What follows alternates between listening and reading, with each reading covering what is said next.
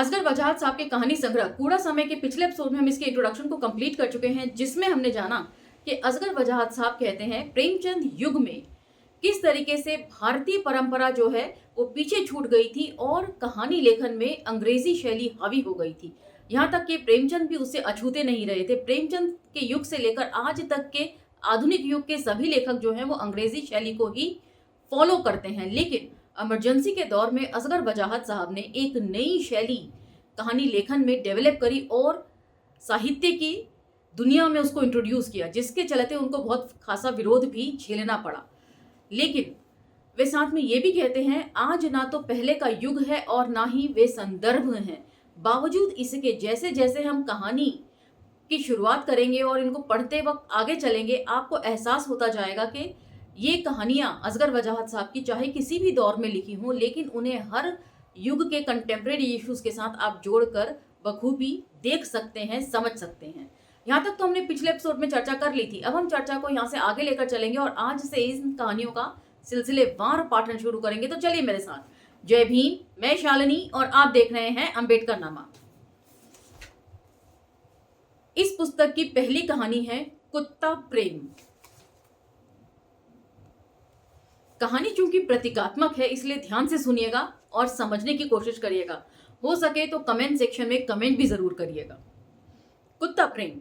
एक दिन अचानक उनका कुत्ता उनसे हिंदी में बातें करने लगा। वो हैरान हो गए। उन्होंने कुत्ते से कहा कि मैंने तो कभी तुमसे हिंदी में बात नहीं की, तुमने हिंदी कहाँ से सीखी? कुत्ते ने बड़े आत्मविश्वास के साथ उत्तर दिया, श्रीमान जी, जहां से आपने हिंदी सीखी वहीं से मैंने भी सीखी है। कुछ लोग कुत्तों से प्यार करते हैं, मैं कुत्ता पालने वालों से प्यार करता हूँ, क्योंकि मेरे ख्याल से कुत्ता पालना मुश्किल काम है। जो कुत्ता पालते हैं वे लोग बहुत बड़ा काम करते हैं, और जो कुत्ते अपने आप पल जाते हैं वे और बड़ा काम है। सोचिए, जिस समाज में आदमी का जीवित रहना मुश्किल हो, वहां आवारा कुत्ता जिंदा रह सके, ये कितनी बड़ी बात है। कितनी बड़ी बात कह रहे हैं असगर वजाहत साहब। जिस युग में 5 किलो मुफ्त का राशन आपको देकर जिंदा रखने की कोशिश की जा रही है, ढकोसला किया जा रहा है, वहां पर एक कुत्ता भी अच्छा खा सकता है। यहाँ पर हिंदू कॉलेज के गेट पर मैं देखती हूँ रात को रोज कुत्तों को खिलाने के लिए डेगचा भरकर बिरयानी लेकर आई जाती है। वो बिरयानी इंसानों को भी नसीब नहीं हो रही है आज के दौर में। आगे सुनिए। इतना तय है कि संघर्ष और दुख आदमी को ही नहीं कुत्तों को भी मांझता है। एक सर्वे के मुताबिक गली में रहने वाले कुत्तों का आईक्यू आराम से एसी घरों में पलने वाले कुत्तों से अधिक होता है। उनके अंदर संघर्ष करने की ज्यादा ताकत होती है। वे अधिक कठिन परिस्थितियों में जीवित रह सकते हैं। वे आदमी को देखकर दूर से पहचान जाते हैं कि वह उन्हें ठेला मारेगा या नहीं। इसी संदर्भ में एक लतीफा। दोस्तों की महफिल जमी हुई थी। जाम पर जाम और सागर पर सागर खाली हो गए थे। अजीब सरमस्ती का आलम था। इस दौरान दो दोस्तों में लतीफा सुनाने का सिलसिला इस तरह चल रहा था कि दोनों में कंपटीशन हो गया कि देखें कौन कितने अच्छे लतीफे सुनाता है। एक दो दोस्त में एक जो लतीफा सुनाने में बाजी मारे जा रहे थे, कुछ अनाड़ी किस्म के मैखार थे। उनके लतीफों की कामयाबी पर इतना खुश हो गए थे कि अपनी औकात से ज्यादा पी गए। दूसरे दोस्त कराची से आए एक मंझे हुए खिलाड़ी थे, जिन्हें लतीफा सुनाने का मौका ही नहीं मिल रहा था। कुछ ही देर में लतीफा सुनाने में बढ़त बनाने वाले दोस्त इतने ज्यादा नशे में आ गए कि आपा खो बैठे। तब उन्हें उठाकर बाहर ले जाया गया और उनके ऊपर 2-3 बाल्टी पानी डाला गया। कुछ देर के बाद उनका नशा उतरा और वे महफिल में भीगी बिल्ली जैसे आकर बैठे तो कराची से आए मित्र ने कहा कि अब मैं एक लतीफा सुनाता हूँ। उन्होंने कहा, कराची में हमारे एक दोस्त फर्स्ट फ्लोर पर रहते थे। उनके पास बड़ा प्यारा छोटा सा कुत्ता था। गली के आवारा कुत्ते और मुश्तंडे कुत्ते जब आपस में लड़ा करते थे तो वह पपी रेलिंग पर पांव रखकर भौंका करता था। एक दिन पपी का बैलेंस बिगड़ गया और वे गली के आवारा और मुश्तंडे कुत्तों के दरमियान आकर गिरा। फिर मुश्तंडे कुत्तों ने उसका जो हाल किया वह बयान से बाहर है। जो कुत्ता प्रेमी आवारा कुत्तों से प्रेम करते हैं उन्हें मैं आदर्श प्रेमी मानता हूँ, क्योंकि वे आध्यात्मिक प्रेमियों की तरह केवल एक तरफा प्रेम में विश्वास करते हैं। ये करारा व्यंग है, इसको ध्यान से समझिएगा। उन्हें आवारा कुत्तों के लिए वह सब नहीं करना पड़ता जो घर में कुत्ता पालने वालों को करना पड़ता है। बिल्कुल दुरुस्त बात है। यदि घर में आप कोई जानवर पालते हैं और 2 दिन के लिए कहीं आपको बाहर जाना पड़ जाए, तो आपको सोचना पड़ता है कि आखिर पीछे से आपके पालतू जानवर को दाना पानी कौन देगा, उसकी देखभाल कौन करेगा, उसे बाहर टहलाने कौन लेके जाएगा, उसका सूसू पोटी कौन उठाकर बाहर रखेगा। मेरे मोहल्ले में एक सज्जन आवारा कुत्तों से बड़ा प्रेम करते हैं, उन्हें बिस्कुट खिलाते हैं, उनसे दुलार करते हैं।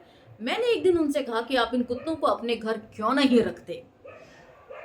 इस पर वे बहुत सधे हुए स्वर में बोले, मैं एकाधिकार का विरोधी हूँ, सार्वजनिक संपत्ति यानी पब्लिक सेक्टर का हिमायती हूँ, और दूसरी बात यह कि दूर का प्रेम ज्यादा अच्छा होता है। ये बात सब जानते हैं कि आदमी हो, औरत हो या कुत्ता हो, कुछ मिनट के प्यार में ही आनंद है।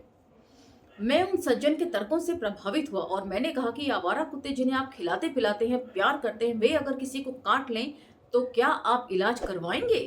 उन्होंने सरकारी अस्पताल का फोन नंबर देते हुए कहा कि ये मैंने कुत्ते के पट्टे पर भी लिख दिया है। कुत्ता पालने वालों की सेहत आमतौर पर अच्छी होती है, जबकि उनके कुत्ते की सेहत आमतौर पर अच्छी नहीं होती, क्योंकि कुत्ता पालने वाले कुत्तों को खिलाते ज्यादा हैं और टहलाते कम हैं। आपने देखा होगा कि लोग सुबह सुबह अपने कुत्तों को लेकर कुत्तों के लिए करने वाले एक जरूरी काम से बाहर निकलते हैं, मतलब उनको शिट कराने के लिए बाहर लेकर जाते हैं। कुछ लोगों के हाथ में कागज या अखबार का एक टुकड़ा भी होता है। कुत्ते की जंजीर पकड़कर वे टहलाते टहलाते अचानक रुक जाते हैं, क्योंकि उनका कुत्ता किसी मोटर के पहिए का अपमान करने लगता है। आप पूछ सकते हैं कि कुत्तों को कार के पहिए से ही क्या दुश्मनी है, और जब कारें नहीं थी तो क्या कुत्ते dot dot dot dot dot. कारों के प्रति कुत्तों का सनातन क्रोध सड़क पर मोटर गाड़ियों से कुचलकर मरने वाले कुत्तों के प्रति सहानुभूति और मोटर वाले के प्रति गुस्सा दर्शाता है। जब साहब का कुत्ता एक विशेष मुद्रा में बैठ जाता है और पदार्थ विसर्जित करने लगता है, तब कुत्ते का साहब उधर नहीं देखता, वह अपने आप को कुत्ते की इस हरकत से अनजान दिखाता है। ये लगता है कि जैसे आपको पता ही नहीं कि उनका कुत्ता क्या कर रहा है, और यह भी दिखाता है कि उनका कुत्ता इतना सभ्य है कि जो कर रहा है वह कर ही नहीं सकता। दुख की बात है कि अब तक हमने कुत्तों के मलमूत्र पर कोई महत्वपूर्ण आविष्कार नहीं किया है। कुछ ऐसी खोज होनी चाहिए कि कुत्ते का मल जानलेवा बीमारियों की अचूक दवा है। वैसे गाय के गोबर से तो कोरोना आप लोग ठीक कर ही रहे थे, हो सकता है आगे ऐसा भी कुछ निकल आए। उसको लगातार देखने से आयु बढ़ सकती है, यही नहीं बल्कि उसे घर में रखने से धन संपत्ति मान सम्मान बढ़ सकता है। ऐसी कोई खोज हमारे महान देश में ही हो सकती है। कितना बड़ा व्यंग्य कर रहे हैं। कोरोना का इलाज जब गाय के गोबर और मूत्र से हो सकता है तो क्या कुछ संभव नहीं है इस देश में। वे अपने कुत्ते से इतना प्यार करने लगे कि धीरे धीरे उसकी शक्ल उनके कुत्ते से मिलने लगी और कुत्ते की शक्ल उनसे मिलने लगी। प्यार जब ज्यादा बढ़ा तो कुत्ता उनकी तरह चलने लगा और उन्होंने कुत्ते की चाल चलना शुरू कर दी। प्यार जब और ज्यादा आगे बढ़ा तो वे कुत्ते की तरह प्रेम करने लगे और कुत्ता उनकी तरह। एक बड़ा सवाल यह है कि समाज में कुत्तों से जितना प्यार किया जाता है उतना आदमी से क्यों नहीं किया जाता। आवारा कुत्ता पसंद है पर आवारा आदमी नहीं। लेकिन इस पक्ष पर बात नहीं करनी चाहिए, यह राजनीति है और इससे कुछ बड़े नेताओं की मानहानि होती है। ऐसा कहने पर छापा पड़ सकता है या गिरफ्तारी और सजा हो सकती है। आजकल के मौजूदा हालात कुछ ऐसे ही हैं। जरा सा आपके मुंह से कुछ निकला नहीं, जरा सा सोशल मीडिया पे आपने कुछ लिखा नहीं, हमेशा डर बना रहता है कि क्या हो जाएगा इसके आगे। उन्होंने अपनी कोठी के बाहर बहुत बड़े बड़े अक्षरों में कुत्ते से सावधान लिखवा कर लगा दिया है, लेकिन उनकी कोठी में कोई कुत्ता नहीं है। कहीं ये 2 पैर वालों की बात तो नहीं हो रही? कमेंट सेक्शन में लिखकर आप मुझे जरूर बताइएगा इस बारे में। तो यहाँ पर ये पहली कहानी समाप्त होती है और दूसरी छोटी कहानी ले लेते हैं एक और, सबकी जमीन। ये महज आधे ही पन्ने की कहानी है, लेकिन ये सोचने पर आपको मजबूर करती है कि राजनीतिक चाहत में सरकारें क्या कुछ नहीं कर जाती हैं। जबकि देश की आवाम जो है वो ऐसा कुछ नहीं चाहती जो सरकारें सामने पेश करती हैं आप लोगों के। सुनिए, सबकी जमीन, दोनों देशों के बीच एक जमीन है जिसे नो मैंस लैंड कहते हैं। इस जमीन पर कोई नहीं रहता, ना तो इस देश के लोग रहते हैं और ना ही उस देश के लोग रहते हैं। इस देश में रहने वालों की तकलीफें जब हद से बढ़ गईं, तब उन्होंने सोचा कि चलो नो मैंस लैंड में रहा जाए। धीरे धीरे इस देश के लोगों ने नो मैंस लैंड में रहने के लिए आने लगे। उस देश के लोगों ने भी अपने देश में रहने की तुलना में नो मैंस लैंड में रहने को प्राथमिकता दी।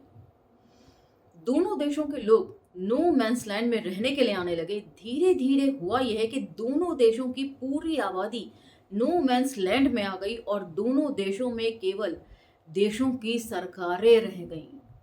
कितना बड़ा राजनीतिक व्यंग्य है ये असगर वजाहत साहब का, कि देश की आवाम क्या चाहती है। सरकारों ने कभी ये जानने की कोशिश की है? मौजूदा हालात जो हैं, हिंदू मुस्लिम आपको करते रहते हैं, क्या आम जनता इससे प्रभावित होती है? कुछ हद तक हुई भी, लेकिन क्या आज प्रभावित हो रही है? रोज नए नए जुमले लाए जा रहे हैं। देश की आवाम से उनकी पसंद पूछी नहीं जा रही है। स्वास्थ्य, शिक्षा और रोजगार पर बात नहीं हो रही है। कमेंट सेक्शन में आपकी क्या राय है, ये मुझे जरूर बताइएगा। इसके साथ ही आज का ये एपिसोड समाप्त होता है। अगले एपिसोड में और शॉर्ट स्टोरीज के साथ मैं फिर हाजिर हो जाऊंगी। अब मुझे आज्ञा दीजिए। जय भीम, धन्यवाद।